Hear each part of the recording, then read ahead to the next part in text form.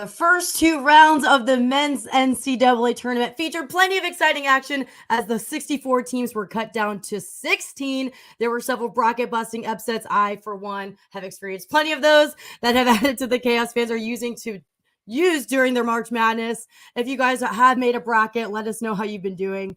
Please tell me you're doing better than I have. But there are several teams that are still in it with the second weekend. To discuss all of that with me, I am joined by Anthony Dabbundo from our sister station at the Action Network. How you doing?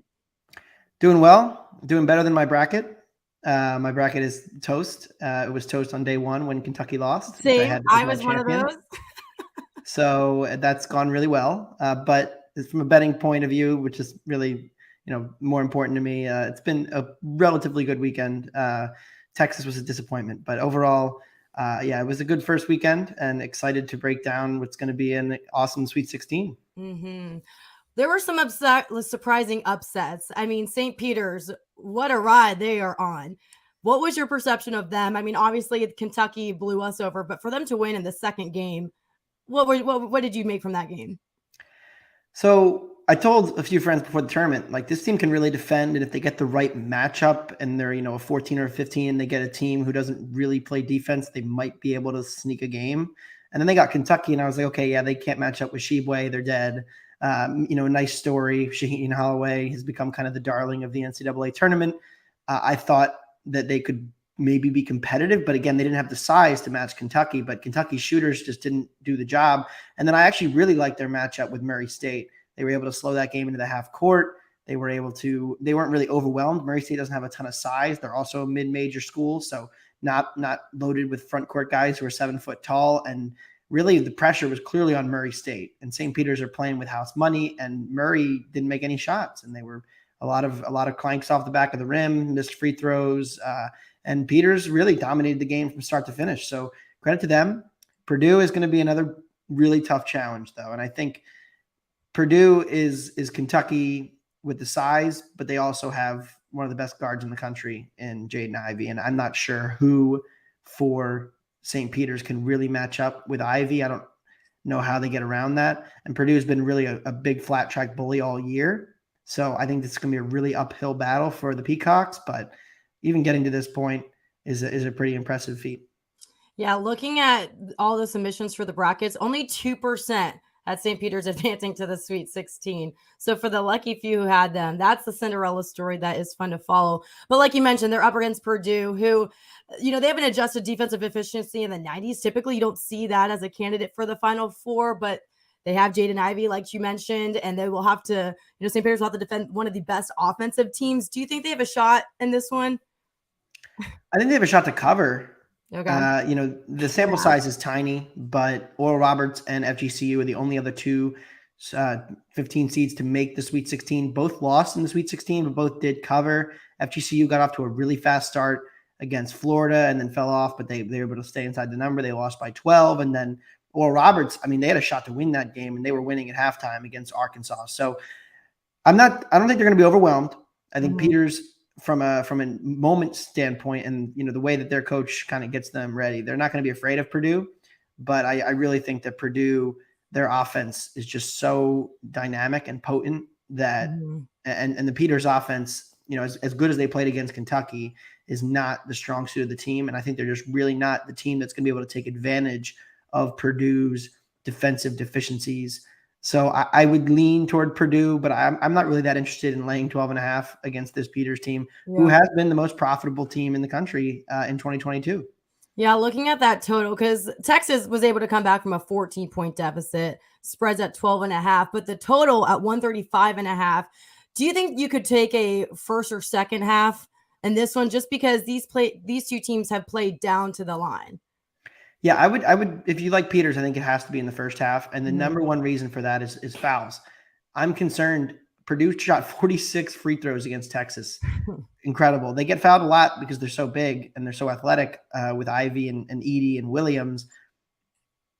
Peters is going to get into foul trouble. And I think that's going to be their undoing ultimately, more than anything, is that if Indefo gets in foul trouble, they have no way of combating Edey in the middle and Williams. And then it becomes a free throw fest, and Purdue's excellent at the line. They get to the line a lot. I think if you like Peters, you have to hope, maybe grab a first half. There's probably a 7 out there. Hope that they are able to stay out of foul trouble early, stay competitive, and then, second half, you don't have to worry about the inevitable Purdue run that probably will come. Yeah, and looking at some of the teams advancing Thursday and Friday, do you think that 4 is the new number 1? Because we are looking at 3 number 4 seeds that have advanced to Arkansas, Providence, UCLA. Do you think that, the 4 might be the number this year? Well, you know what? I picked against Providence in the first round, as did everybody else.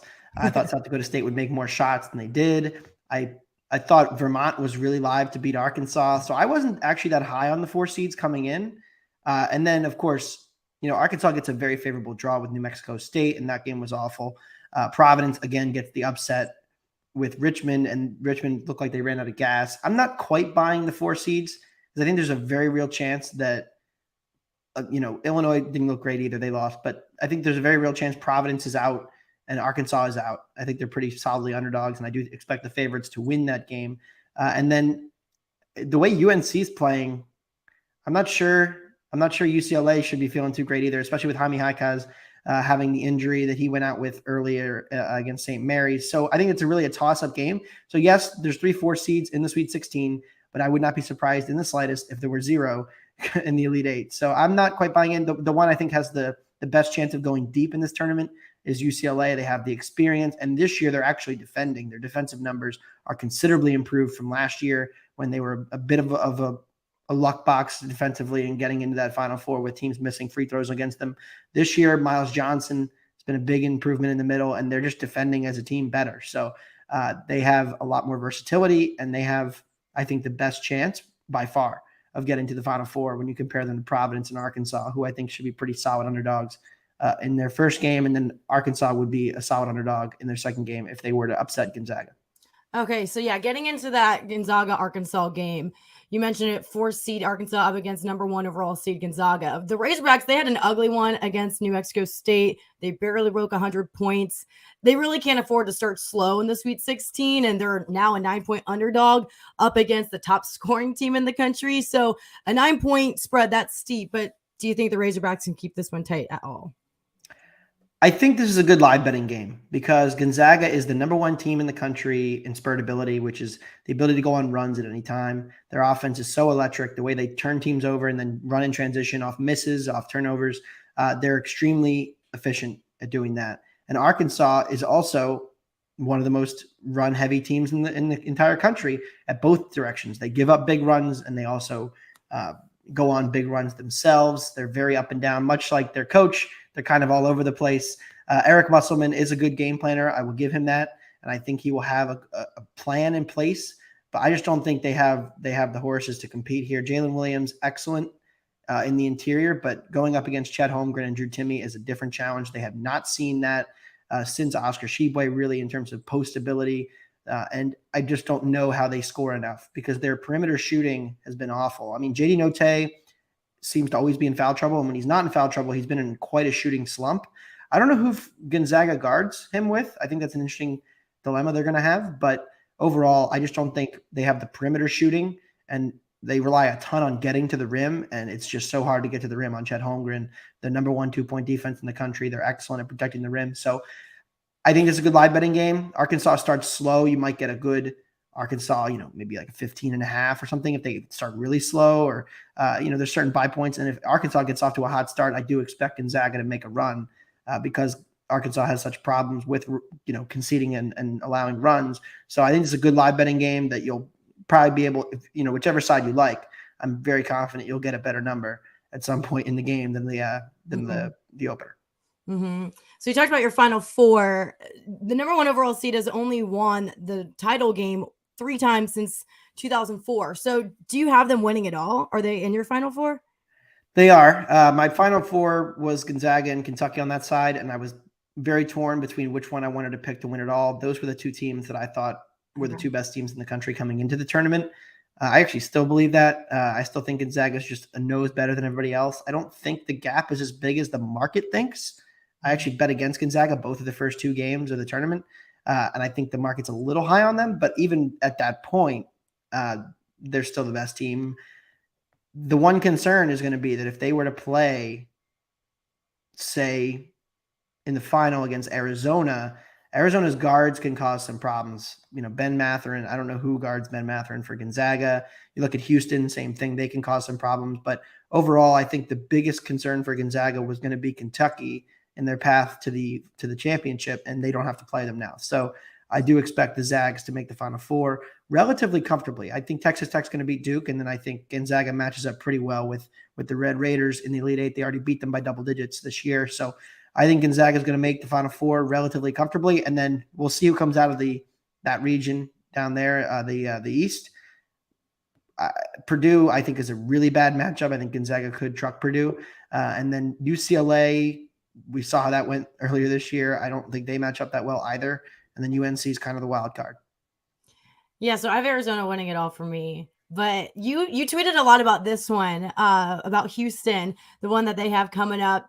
And you said that you called it. You called the spread would be -1 in favor of Arizona. You got it right. I saw that you called that one. Looking at this one, you mentioned this as well. You felt like the selection committee might have had something against them when they were seeded. They had Loyola Chicago, Ken Pom, the Cubes. Their team. They had them back-to-back years. So do you think Houston had something against them? Well, I think Illinois definitely got screwed. I mean, they got the best 5 seed I think I've ever seen in the NCAA tournament. And I think it's complicated because Houston was top 5 in Ken Pom coming into the tournament. So that says, okay, they should be a 1 or 2 seed. You look at their resume, they didn't actually beat anybody. So you can't just give them a 2 seed because Ken Pom says they're good. And of course, I believe in Ken Pom and Bart Torvik and shot quality more than I do quadrant 1 wins. But they only played 3 games against tournament teams in the second half of the season. It was 3 games against Memphis. They went 1-2 in those games. They got embarrassed in one of those games, and then they beat them on Selection Sunday. It was their only quadrant 1 win after Tremont Mark and Marcus Sasser got hurt. So what do we know about this Houston team? I trust the system, and I trust Kelvin Sampson. I think he's the most underrated coach in the entire country, and I think nobody talks about Houston because they play in the AAC and they don't really play any high-profile games, and they don't really play a fun style. They don't have any big names. They don't jump off the screen with 3-point shooting. They don't dazzle with their elite play. They're kind of ugly. I mean, they throw the ball up there and then they go rebound it and make layups and play good defense. I mean, it's an interesting system, and they were in the Final Four last year, so people aren't really showing any respect to this Houston team. And more brackets had Illinois in the Sweet 16 than Houston, which was baffling to me when you look at the matchup. And Houston really dominated them. This is going to be a really it's the most interesting game in the entire Sweet 16 for me. Mm-hmm. Arizona and Houston. I took them under 146. I still like that at 145. I think Houston's going to grind this game down. They're going to make it slow. They're going to make Arizona play in the half court. And Arizona, when they're forced to play in the half court, has had a lot of turnover issues. And if Kirk Reese is not right, I think Houston can create a lot of turnovers and cause a lot of matchup problems there. And I think Houston, we just saw it with TCU, Houston can get a lot of offensive rebounds. Now, I don't know if they can really cope with the size and the athleticism because Houston has not seen this since Memphis, and Memphis caused a lot of problems. And Arizona can kind of press too, and Houston didn't really do well against the press. So there's some interesting matchups on both sides. It's a close game for a reason. But I think a lot of people were expecting Arizona to open as a bigger favorite than they are. And the market's showing why. And what I've felt is that the Cougs are very underrated and very dangerous. So if Houston can get a lot of rebounds offensively, they can absolutely win this game. But I do think it's going to be a slower game than the market suggests. I'm on 146 under. Yeah, you're right in that matchup against Illinois. Their top 3 players in Houston outscored the entire Illinois roster. Houston, they've won 11 of 1 in their past 12 games. And of those 11 victories, 10 of them, they won by 10 digits in 11 of them. So I'm with you. Since I have Arizona winning it the whole tournament, I look at my bracket and I try to fade my bracket and look at the matchup head to head. But I agree. This is the toughest one for me. I'm passing on this game just because of the matchup that we're looking at. Do you have a side on this one? I would play Houston if I had to. Okay. I think the number's right. Like if I saw 3, I would probably grab the Cougs. 2 is about what I expected. Yeah, I said 1, 2 is about where I was thinking it was going to be. That seems about right. Like Arizona's a marginally better team. They have more talent, but I think we have the better coach and we have the more physical defense and we have some offensive rebounding advantages. So I think it's going to be a really interesting game. Like I said, it's the most exciting matchup for me in this round. So I'm going to have the popcorn ready for this one. And hopefully there's fewer than 146 points. Yes. So you have Gonzaga in your Final Four. I took Texas Tech over Gonzaga, and even looking at the matchups, I didn't want to do that. The only justification I had was because the collective number of seeds I had in my Final Four was too low. Like the average is usually around 11. I was like, all right, I knew Arizona, I had them winning it all. So I was like, okay, I can't have all these 1 seeds. So I tossed out Gonzaga, which I don't want to regret it, but I do believe in Texas Tech. They're up here against Duke. Duke opened as a slight favorite, and that has flipped now to side with the Red Raiders, who are laying a point and a half, depending on what book you're at. This is a great matchup. Texas Tech, number 1 overall defense, up against Duke. They're the top 4 rated offense in the country. Great matchup, but they may be without AJ Griffin. Does this weigh into which side you're taking, whether or not he'll be available? I think it's huge. Yeah. Absolutely huge. There's one way to beat Texas Tech, and it's to make a lot of threes, and it's to run in transition and not let their defense kind of get set. I think that's if you look at shot quality, their 2 weakest areas are transition defense and off the dribble and spot up 3-point shooting. Duke shoots it pretty well, and I think that's one area where they could make this work if AJ Griffin is out there. But if you take AJ Griffin out of this lineup, where he's not 100% and he's not shooting well, I don't know how Duke consistently scores, because they rely so much on individual dribble drive, individual post up with Banchero. They rely on Keels and Roach getting into the lane and Moore and making plays from there, and then getting it into Williams, who cleans up the glass. They're just not going to be able to do any of that against Texas Tech, who is the best gap defense in the country, the best defense period in the country. They will take away the middle, as is the Chris Beard and now Mark Adams no middle defense. But I think Duke runs the risk of just getting into a shooting contest, and if they keep trying to shoot over the zone or over the no middle defense and it doesn't go well, this could get really ugly for this Duke offense. On the other end of the court, Texas Tech, I think that's where the game is decided. Personally, I think Texas Tech's offense has been inconsistent, prone to exploding when they're making shots, and then they've gone through funks where they just can't score. Duke's defense has also fallen off a cliff. They're not guarding the perimeter. They're getting beat off the dribble way too much. They're allowing a lot of penetration to the rim, and Mark Williams is good, but he's not God out there. He's trying to clean it up, and he's been asked to do a lot. And if you can pull him out, even they've had a lot of issues guarding the last 3 weeks. Syracuse, Miami, Virginia Tech, Michigan State, North Carolina have all absolutely exposed this defense. And I have major question marks about the Duke defense. And I don't think the Michigan State game made me feel any better about Duke. In fact, I know they covered. I felt worse about Duke after that game than I did going into it, because Michigan State was not a team I was high on, and they had no problems scoring on Duke. So I think Texas Tech wins this game. They're older. They're more experienced. They have a ton of just 22 and 23-year-olds going up against a lot of young Duke dudes. And I know they have a lot of athleticism, and Duke can compete physically, but I think the experience pays off here for Texas Tech. And I think the Red Raiders get your matchup with Gonzaga. I mean, they have a shot. It's one game. Yeah, I like Texas Tech here, but there was a lot of Twitter banter about Duke, whether or not the refs are trying to help Coach K make a long run in his final season. Do you think that'll be a factor? There was a lot of talk about whether or not they're getting to the line more. Could that sway this game?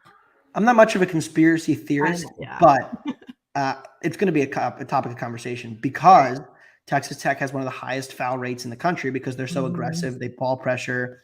They are very physical. They push you around, and Duke gets to the line a lot. So there's going to be a lot of fouls called on Texas Tech.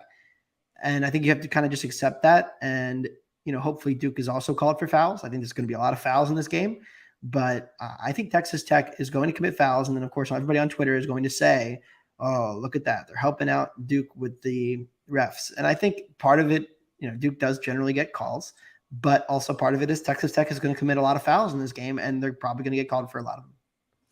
Yeah, I think that'll be a big discussion on Twitter.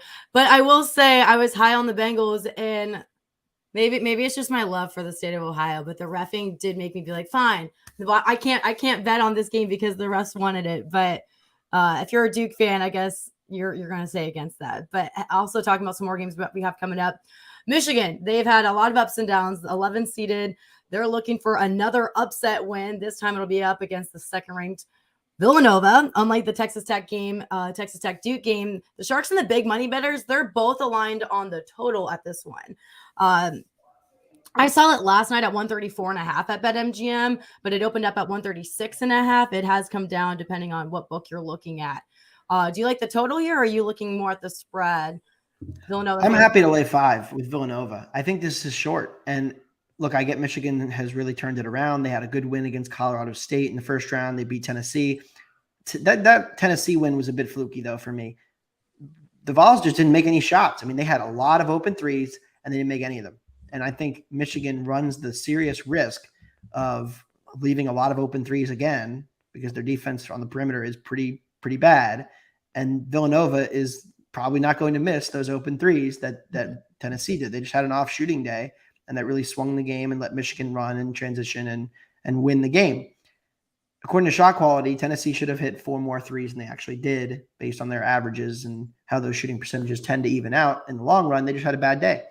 And Michigan has one major issue defensively, and it's Hunter Dickinson in the pick and roll. They are outside the top 200 in pick and roll defense, similar to a lot of the Big Ten teams. They just don't guard pick and rolls well. Illinois has problems with it, and Houston cooked them, and Michigan has problems with it, and they have gotten cooked in the Big Ten play with it defensively. And I think they're going to have major issues guarding Villanova, who is top 20 in frequency in pick and rolls. So Gillespie is going to be able to get whatever he wants.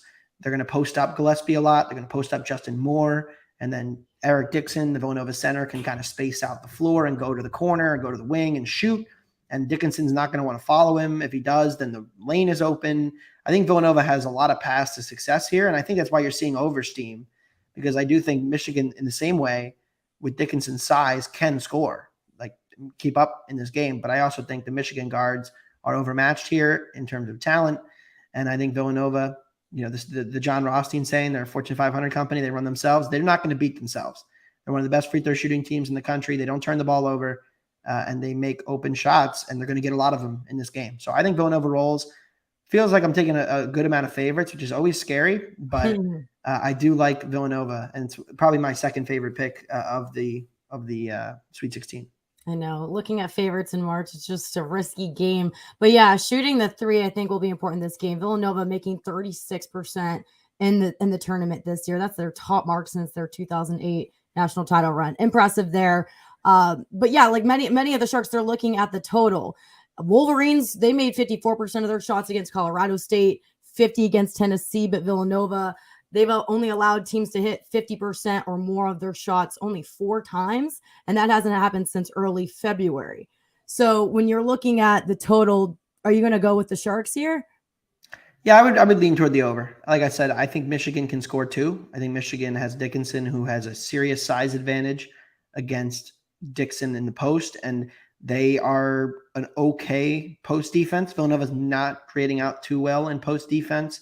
So I think Dickinson can have a good day, and 135.5 is low. I know Villanova plays really slow, but again, I just think there's a good chance Villanova is torching Michigan left and right in these pick and roll situations and getting open looks for 3. And if they have a good shooting day, they shouldn't have a problem going over the total. So that's where I would look for that. Mm-hmm. We'll talk about another 4th seed, in this one will be on Friday. It's 4-seeded Providence versus 1-seeded Kansas. Now the Jayhawks, the story of their Sweet 16 run is definitely the emergence of Remy Martin. He's averaging 17.5 points per game, but Providence hasn't really been getting the credit that they thought they've earned. They topped a tough Big East team. They held South Dakota State, the nation's top 3-point shooting team, to a 7 for 23 mark. This is a tough one for me. I wanted to fade Providence and say, oh, it's just they're lucky, but they're making me eat my words at this point.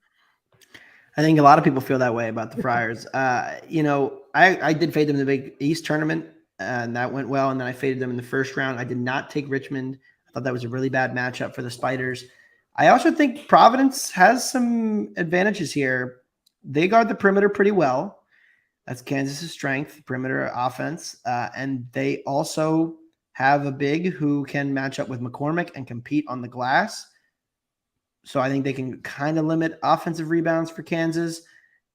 Minaya can really bother Agbaji defensively. I think there's some areas where Providence can make this a competitive game. The one big red flag for Providence, and South Dakota State kind of showed this and then went away from it. It was kind of bizarre. Transition defense. The Friars are one of the worst defensive transition teams in the country.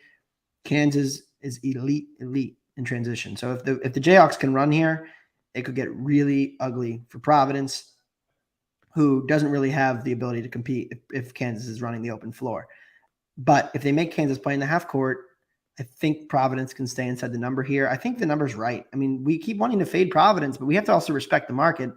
They were 2-point favorites against South Dakota State in the first round, and only 4 against Richmond. I just think the market is clearly not a believer in the Friars either, and you have to take that into consideration when you look at, okay, I just need to fade Providence. The number matters, and the number here seems right to me, so I don't really have a play on this game. I would lean toward Providence if you made me play it, just because I think that they can match up and be competitive with Kansas, who has played down the competition as a big favorite historically under Bill Self in March. Mm-hmm. So they've eventually convinced me I was wrong. But what do you think they need to do to convince the rest of the country? Or do you think that they've earned that respect yet? Top of the Big East, making it to the Sweet 16. Yeah, I feel like there's a disconnect because we're all on Twitter, right? We're all on analytics Twitter. We're all on gambling Twitter, and we all talk about anybody. We all use Ken Pom and Bart Torvik, and we look at their luck and their fun numbers, and we're like, okay, clearly they can't keep winning every close game, which is true. But I think some people see Providence, and they probably won a lot of money on Providence this year if you were betting them in the Big East. Betting them early in the season, which ironically, I was high on Providence coming into the year, was betting on them early. And then I was like, okay, now I need to start fading because they're overvalued. The regression never really came. And sometimes it doesn't happen in the season. It's only 35 games max sample. And sometimes teams just don't regress. And, maybe next year or something it'll be an entirely different group of players. But I think there is a disconnect between people who are in the analytics community and their opinion on Providence, and people who are not in the analytics community, people who are just casuals, who like the sport, who appreciate Providence and how they grind out close wins. I think there's a disconnect. So I think there's plenty of people who've made money betting on Providence this year. Yeah, Kevin and I have said on the show, we didn't believe in Providence, and I think we've learned now you can't get that lucky that often, but then again we were in betting, so it always is different. But one team that I'm sure many people were wrong on is Iowa State, 11th ranked seed, making it to the Sweet 16. Miami as well, impressing with a start to finish win over second ranked Auburn. I was really high on Auburn more at the middle of the season. This matchup was really surprising to me. 1.3 brackets had this matchup. So which side do you have here, and who had the most impressive win? Miami's winning against Auburn for me. Look, Iowa State had a great run. Credit them. They had a great non-conference. They struggled in Big 10 play, or Big 12 play rather. A lot of tough matchups, difficult defenses for them. They get out of Big 12 play, and now they look like a semi-capable offense, but let's not pretend that they've been some great offense in this tournament. I mean, they get LSU right after Will Wade is fired. The Tigers were a bit of a mess in that game, and they don't have a half-court offense to really take advantage of Iowa State. Then get Wisconsin, who we talk about Providence luck. I mean, Wisconsin's the most overseeded team in the entire field, along with Providence, based on the advanced metrics. So they really beat an 8 seed in Wisconsin, not really a 3 seed. And Wisconsin lost Chucky Hepburn to injury in the first half. And Hepburn, Johnny Davis is their most important and their best player. But if you had to pick a second, it would probably be Hepburn, because they don't really have any other ball handlers. So that really hurt their offense, and they had a ton of turnovers. They couldn't get open looks. I think that was a huge loss for Wisconsin. And now Iowa State gets, they're reliant on turnovers. They turn over teams at the 4th best rate in the country. But I just don't know that they're going to do that against Miami. Isaiah Wong, Philly guy, big fan of him. Excellent ball handler. Charlie Moore has been in college forever. Cam McGusty, same thing. These guys are old. They're experienced. They're great with the ball in their hands. They create off the bounce as well as any guard trio in the entire country, and I just don't know how Iowa State turns them over. And if Iowa State can't turn you over, they're not very good. And at the other end of the court, Iowa State turns it over a lot. Miami, very good at forcing turnovers. So there are advantages for Iowa State. Rebounding is an edge. But I just don't really trust the Iowa State guards against Miami's guards, who I think have a huge mismatch here in the turnover department. Miami's going to get a lot more shots up. They're going to win this game. They might even win it going away. I wouldn't be surprised to see Miami in the Elite Eight. And also, I think they have a coaching edge. I like Otzelberger. He's done a great job, or Otzelberger rather. But Larinaga is the more experienced coach. He's got guys who have been there before. Like I said, they're one of the oldest teams in the entire country. I think that's worth something in these big Sweet 16 games. So I laid the 2. I would lay 2.5. That's as far as I would go, because I think at that point the number is just kind of too far. But I think Miami is very live, and I think their performances are more repeatable than what Iowa State was doing, winning games in the low 50s. I'm excited to see these double-digit seeds play in the Sweet 16. Most of those come Friday. Looking at the Cinderella stories, though, that who could take the cake? Would it be St. Peter's? Would it be Iowa State? I think that one kind of comes down to whether or not how this game turns out. Miami, or you could look at teams that are under the 5th seed, like you have UNC. They're going up against UCLA. Which team do you think has the most to gain from at least where they were seated? I think UNC is the biggest dark horse left in terms of those lower seeds. I mean, Miami is going to be favored to make the Elite Eight. So I guess they'll get Kansas probably, and they'll be 5.5, 6 point underdogs. And they match up decently well with Kansas too.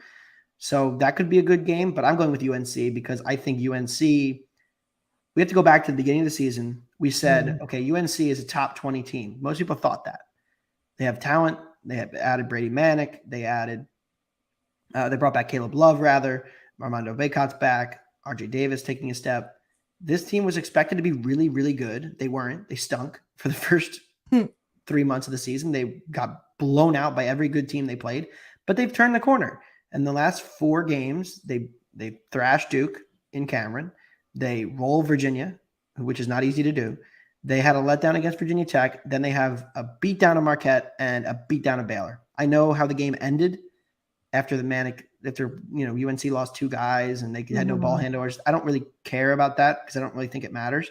What matters to me is they were up 25 on Baylor with 10 minutes to play. And if Manick doesn't get ejected, they win that game comfortably. So I think that's the takeaway, is that UNC is playing like the top 15 team we all thought they were or could be. Finally, welcome. Thank you for finally showing up, North Carolina. And now I think whoever wins the UNC UCLA game is probably going to beat Purdue. That would be my prediction. I just don't know who's going to win the UNC UCLA game. So I think it's a very difficult region to pick. I think it's the one of the 4 that I'm having the most difficulty picking who's going to come out of it, because I really do think UCLA and UNC are playing their best basketball right now. And I'm not sure that's the case for Purdue. Yeah, these are 2 blue blood programs. They did meet in 2019. North Carolina won that one 74-64, neutral floor in Vegas. It'll be interesting to see this one match up again. North Carolina, they're 4-0 against the spread in their last 4 meetings. You said you didn't know how to take this one, but what are your early looks at the game? I would lean toward Carolina because I do think it's a toss-up game, and I think UNC has just as much talent as UCLA, and it's just a matter of can they put it together for 40 minutes. But the way UNC has played in this tournament, with RJ Davis, for me, probably the best player of the first weekend. I have to think about it, but he would definitely be in the top 5. His offensive leap has been impressive in the tournament and really going into the tournament as well. And Brady Manick is excellent as well. The only concern with Carolina is the depth. That could become a problem against Purdue because I think Purdue, with their size, their length, and their ability to draw fouls, could cause problems for Carolina if they got there on short rest on Sunday. But in this game against UCLA, I think it's a toss-up game, so I would lean toward the underdog catching 2 points. Yeah, one of my favorite things about March Madness is that there's players you may not even know that jump onto the radar in the month of March. Their draft stock can go up. That's why I was so sad to lose that 2020 season. But what players do you think have stood out and really put themselves on the map where they may not have had a draft pick and now they could be in contention? Miami's Isaiah Wong has been really impressive. I thought he was the best player on the floor against Auburn, which is crazy to say when you consider that Auburn has Jabari Smith and Walker Kessler, and Cam McGusty was first team All ACC. So I would say Isaiah Wong has been really impressive. Remy Martin for Kansas, really impressive against Creighton. And then you go up to the South region. Jamal Shed for Houston has flown under the radar all year. And he's a great guard who, if Kerr Kriisa is not healthy for Arizona, Tommy Lloyd can't play him because Shed's going to destroy him. They're going to run pick and roll left and right, and they're going to have a big issue guarding Houston. Ben Mathurin, everybody knows Ben Mathurin, though, so that's a lame pick. And then I'm trying to think, you go to the West region. Drew Timme went God mode against Memphis to keep them alive. Texas Tech and Duke have been fine, I guess. So I'll say RJ Davis, Isaiah Wong,